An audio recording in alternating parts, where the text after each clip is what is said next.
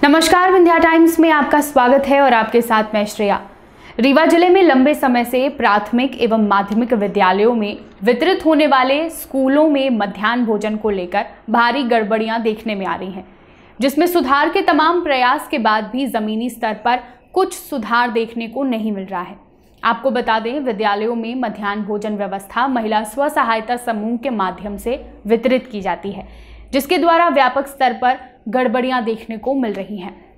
स्कूलों में शाला प्रबंधन समिति गठित की जाती है और इस समिति के अध्यक्ष छात्रों के अभिभावक ही होते हैं और प्रबंधन समिति के सचिव प्रधानाध्यापक को बनाया जाता है।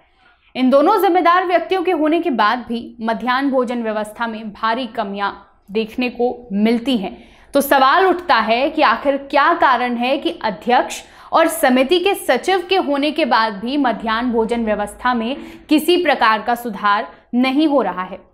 स्कूलों में छात्रों के भोजन वितरण के लिए सोमवार से लेकर शनिवार तक के लिए मेन्यू निर्धारित किए गए हैं, जिसमें राजमा चावल, चना, पुलाव, मूंग दाल, खीर अलग अलग दिन के अनुसार से प्रावधान किए गए हैं। लेकिन जो बच्चों को खाने को मिल रहा है वह मेन्यू के हिसाब से बिल्कुल नहीं है।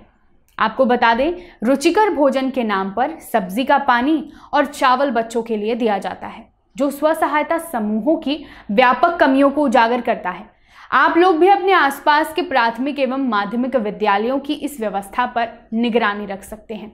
स्कूलों में बंटने वाले मध्याह्न भोजन की जिम्मेदारी 2009 महिला स्व सहायता समूहों की है। इन्हीं के माध्यम से स्कूलों में मध्याह्न भोजन बांटा जाता है। इस पर निगरानी रखने के लिए कलेक्टर ने निरीक्षण टीम भी गठित की है। स्व सहायता समूह को एक ही विद्यालय दिए जाने का प्रावधान है, लेकिन देखने में आ रहा है कि एक समूह के 2 से 3 स्कूलों में मध्याह्न भोजन देने की जिम्मेदारी दी गई है। साथ ही समूह आंगनबाड़ी केंद्र भी चला रहे हैं, जो इस व्यवस्था पर बड़ा सवाल खड़ा करता है।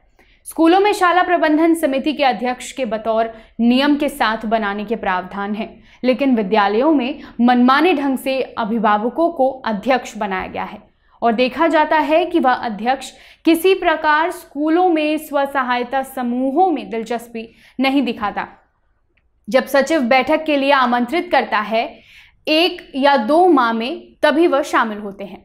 इस विषय पर रीवा कलेक्टर मनोज पुष्प का कहना है कि स्कूलों में छात्रों को मेन्यू के आधार पर गुणवत्तापूर्ण मध्याह्न भोजन न मिलने की लगातार शिकायतें आ रही हैं, जिस पर हमारी लगातार नज़र बनी हुई है।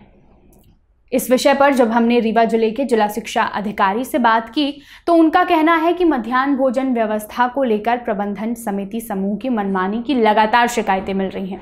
अगर आपके पास किसी भी विद्यालय में इस तरह की अव्यवस्थाएं देखने को मिलती हैं तो इसकी शिकायत आप संबंधित अधिकारी व जिला शिक्षा अधिकारी से कर सकते हैं, जिस पर संबंधित व्यक्ति के खिलाफ कड़ी कार्रवाई की जाएगी।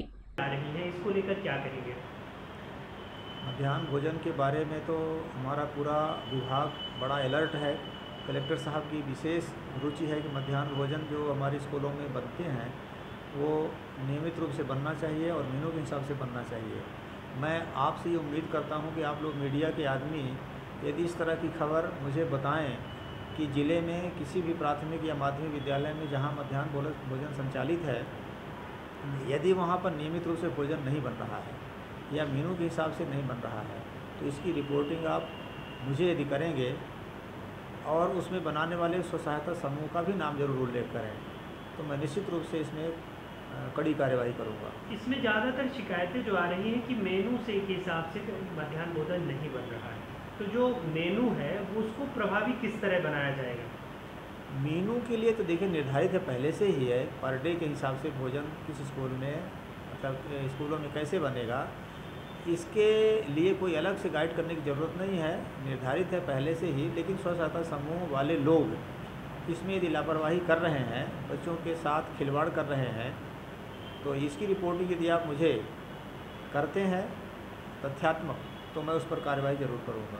ठीक। में मध्याह्न भोजन में और महिला बाल विकास विभाग के द्वारा जो ये साझा चूल्हा कार्यक्रम का संचालन किया जाता है, इसको बेहतर करने के लिए कलेक्टर साहब के निर्देश हैं और इसी तरह के माननीय मुख्यमंत्री जी के भी निर्देश प्रसारित हुए थे। तो उसके बाद और उससे पहले से ही हम लोग इसमें काम कर रहे हैं। तो कुछ शिकायतें इस तरह की आ रही हैं कि समूहों के द्वारा ठीक ढंग से उसका संचालन नहीं किया जाता या मेनू का पालन नहीं किया जाता है।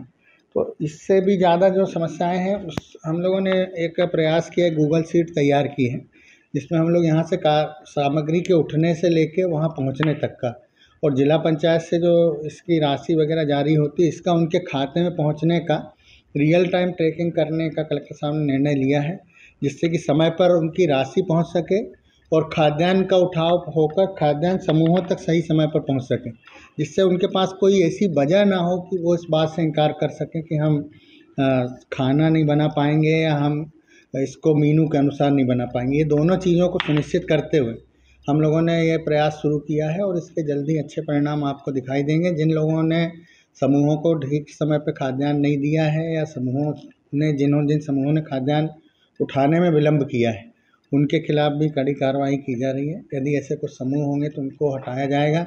ऐसे सेल्समैन जो कि समूहों का खाद्यान्न या स्कूलों का खाद्यान्न में गड़बड़ करते हुए पाए जाएंगे तो उनको भी सेवा से पृथक करने की कार्रवाई की जाएगी। ये पूरा एक सिस्टम बना के इसको गूगल शीट पे रियल टाइम ट्रैक करने के लिए हम लोगों ने व्यवस्था बनाई है और ये जल्दी इसके अच्छे परिणाम आपके सामने आएंगे। विंध्या टाइम्स की आपसे अपील है कि अगर आपके आसपास मध्याह्न भोजन व्यवस्था को लेकर गड़बड़ियां देखने को मिलती हैं तो उसकी शिकायत आप संबंधित अधिकारी से ज़रूर करें। बहुत बहुत धन्यवाद।